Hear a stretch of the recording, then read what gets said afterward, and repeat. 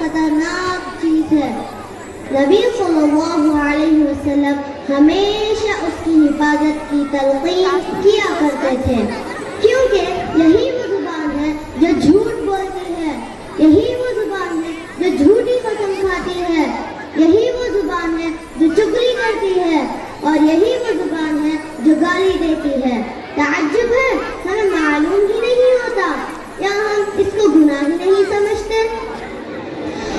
ग़ीबत भी एक ऐसा ही गुनाह है जिसमें हर कोई मुलव्विस है, मर्द हो या औरत, जवान हो या बूढ़ा, आलिम हो या जाहिल।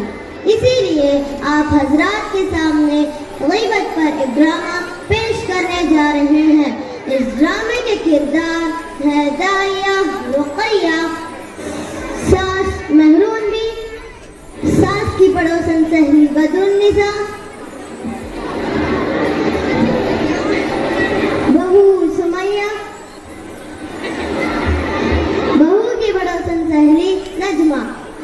आप सब लोग से गुजारिश है कि आप इस ड्रामे को गौर से देखें और इस गुनाह से बचने की कोशिश करें, इंशाअल्लाह।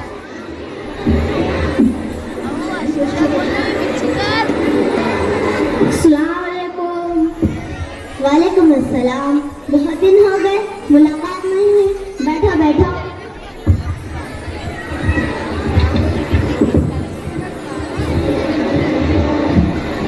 ये बहन कौन है? मेरी मेहमान बहन है, मुंबई से आई है और दीन के बारे में बहुत अच्छी मालूमात रखती है। अरे मैंने तो बातों बातों में खैरियत ही पूछना भूल गई। खैरियत से है? कहाँ की खैरियत? जी रही हूँ जैसे तैसे, वक्त पूरा करके दुनिया से जाना है।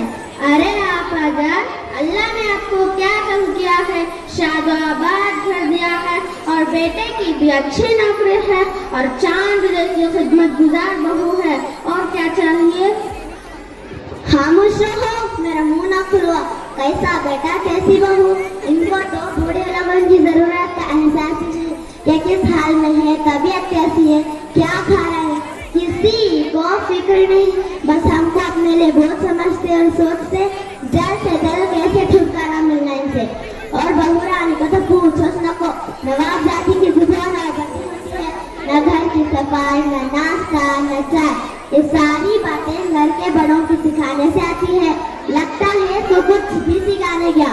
और क्या बताओ बहन, जब अपने मायके का घर आ जाता तो उनकी देखभाल में बिछी जाती। जब हमारा कोई आता तो कुछ भी परवाह नहीं, न देने के लिए हाथ बढ़ते न बनाने के लिए पैर आते। नाटक शुरू हो जाता, कभी सर में दर्द, कभी पेट में दर्द, कभी यहाँ दर्द, कभी वहाँ दर्द। तबीयत ठीक नहीं है, खाने का हाल तो पूछो न को। चाय बनाएगी जैसे काली अम्मास की रख, और दाल बनाएगी जैसे तला को गदला पानी, और चावल ऐसा है जो खाए पेट में दर्द हो जाए।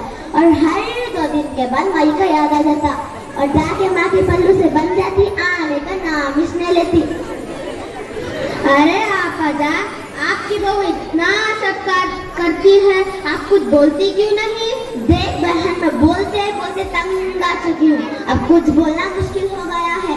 कुछ बोले तो हमारे शहजादे के पेश होने के ऊपर बल पड़ने लगते, इसलिए खून के घुट पी के खामोश रहना पड़ता। अरे बदरून, मैं तो तुम्हारा चाय पिलाना ही भूल गई। चलो सिटौट में बैठ के चाय पीते हैं।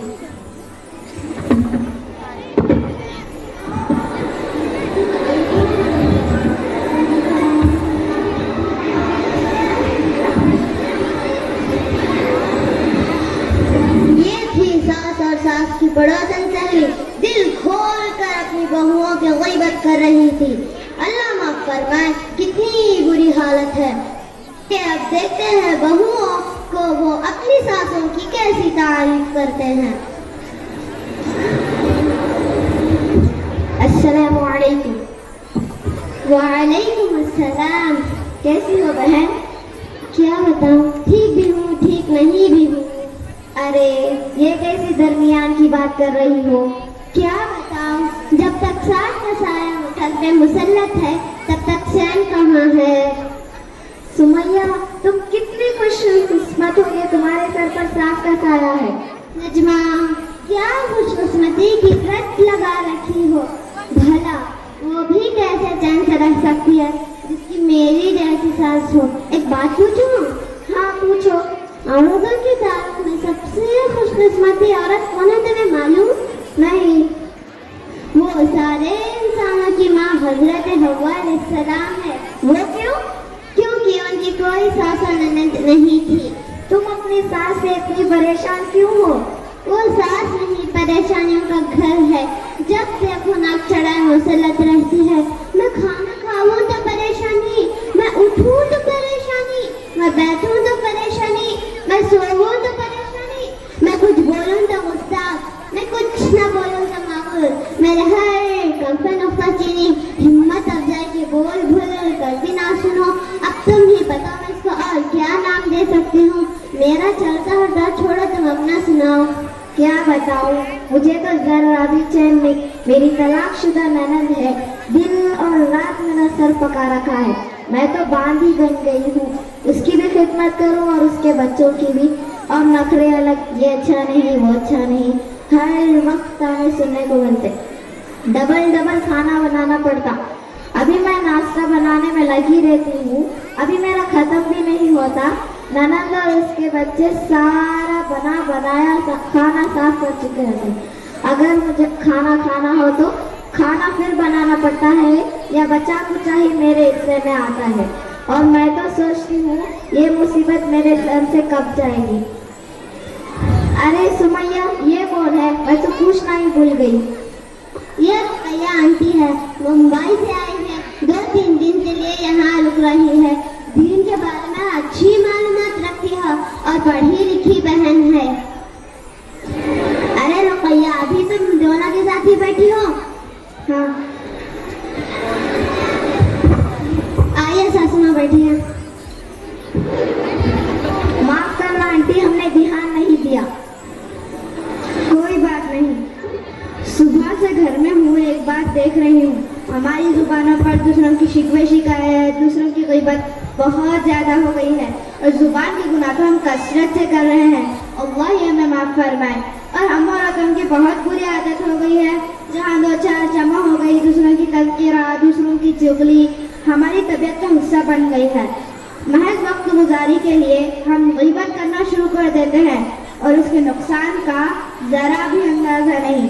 सुबह महरूम भी आपा और उनकी पड़ोसन की बातों पर मैंने गौर किया और अब तुम लोगों की बातों पर भी मैं गौर कर रही थी। ये सारी गुफ्तगू गीबत है। गीबत क्यों होगी?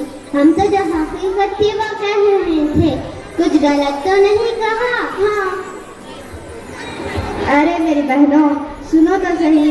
गीबत कहते ही है जिसकी तुम गीबत कर रही हो उसकी पीठ पीछे बुराई बयान करना। अगर तुम ऐसी बात कह रही हो जो उसमें नहीं तो वो बहतान है। दोनों सूरतों में गुनाह लाजिम है। गीबत और बहतान बहुत बड़े गुनाह हैं। गीबत के बारे में यह कुरान मजीद में कहा गया है, अऊज़ु बिल्लाहि मिनश शैतानिर रजीम, बिस्मिल्लाहिर रहमानिर रहीम, वला यग़्तब बअदुकुम बअज़न अयुहिब्बु अहदुकुम अन यअकुला लहमा अख़ीहि फकरिहतुमुह वत्तक़ुल्लाह। और क्या तुम में से अपने मुर्दार भाई का गोश्त खाना पसंद है? क्या तुमको इसे घिन नहीं आएगी? अल्लाह से डरो। रसूल सल्लल्लाहु अलैहि वसल्लम ने फरमाया, लोगों को नाक के बल या मुंह के बल जुबान की बातें ही गिराएंगी। ये गुनाह देखने में मामूली नजर आता है पर इसमें लज्जत बहुत है। खुदा ना करे अगर किसी को इसकी रट लग गई, इसकी आखिरत की बर्बादी में कोई शक नहीं। हमारी आखिरत क्यों बर्बाद होगी? क्योंकि जब हम किसी की पीठ पीछे बुराई करेंगे तो क़यामत के दिन हमारी नेकियां उसको दे दी जाएगी जिसकी हमने गीबत की थी। हमारे नामे अमाल से नेकियां खाली हो जाएंगी। फिर भी अगर उसका हक बाकी रहा तो उसके गुनाह हम पर लाद दिए जाएंगे। अरे मेरी प्यारी बहन, मुझे तुम्हारी गुफ्तगू सुनकर एहसास हुआ कि मैं इतनी बड़ी गलती में मुब्तला थी और इतने बड़े गुनाह को जुबान का छटकारा, वक्त गुजारी, टाइम पास का जरिया समझती थी।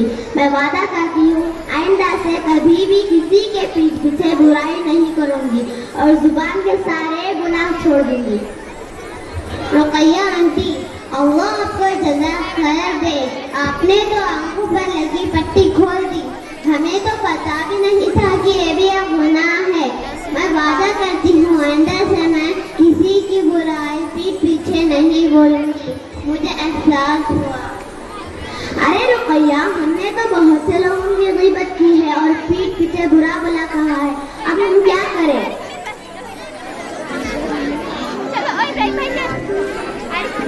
सबसे पहले अल्लाह से तौबा करो, फिर उससे माफी मांगो जिसकी आपने ग़ीबत की थी। जज़ाकल्लाहु खैर रुकैया, तुम्हारा बहुत कि तुमने हमको इतने बड़े गुनाह से बचाया।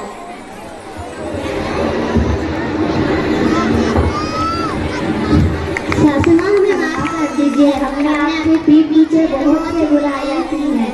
हाँ बेटा, मुझे भी माफ कर दो। मैंने भी तुम्हारी पीठ पीछे बहुत बुराई की है। आंटी, हमें माफ कर दीजिए। हमने आपके पीठ पीछे बहुत से बुराइयां की है। हाँ बेटा, मुझे भी माफ कर देना। मैंने भी आपके पीठ पीछे बहुत से बुराइयां की है। बहुत